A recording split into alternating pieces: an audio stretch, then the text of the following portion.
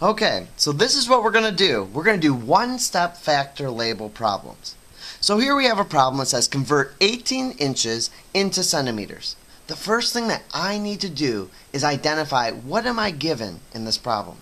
Well, I look at the problem and I say, oh, they have given me 18 inches. So I'm going to underline it that this is what they've identified for me to start with. The next thing I need to do is identify what am I trying to find, or what's my end goal. It says convert 18 inches into centimeters. My end goal is centimeters. I want my answer to be in centimeters. So I'm going to circle this because this is what my end goal is and this is what I want to find. My answer should be in centimeters. Now that I've identified my inches as being my given and my centimeters as being what I'm trying to find, I'm now going to use a conversion factor table. This table has lots of information and I will always give this to you on your test.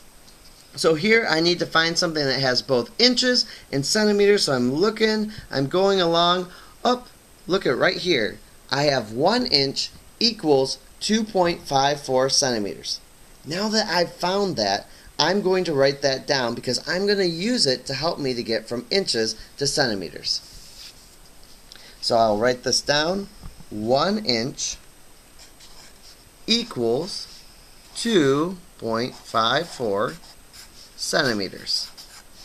Okay, so now that we have what we're given, what we're trying to find, and how we're going to get there, we need to start our problem. The first thing that we're going to do is we're going to write our given over 1. Well, if we go back to the problem, 18 inches was our given. So I'm going to write 18 inches over 1.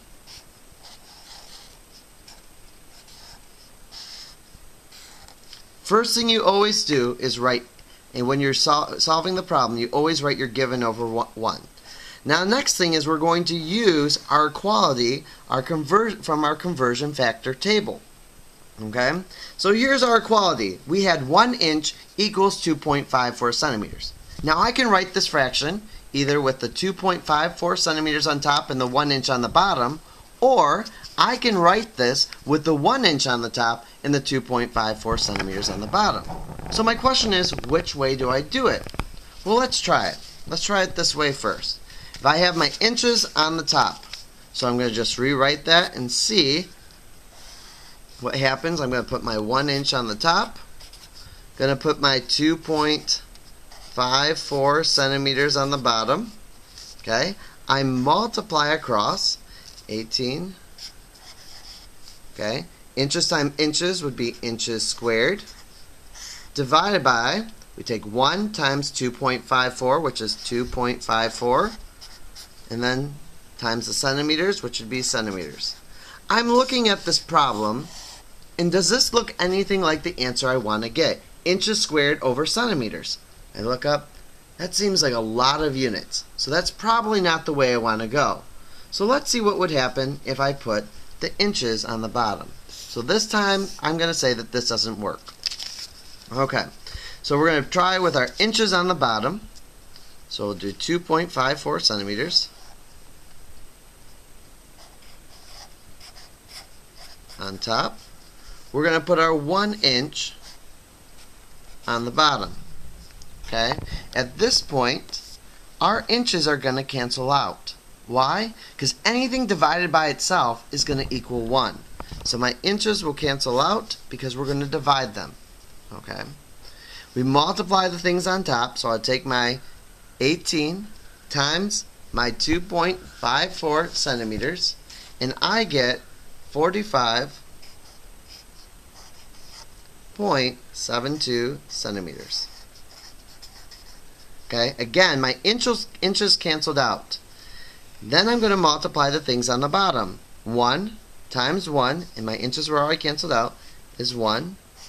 I take 45.72, divide it by 1, and I get 45.72 centimeters. Here's a helpful hint.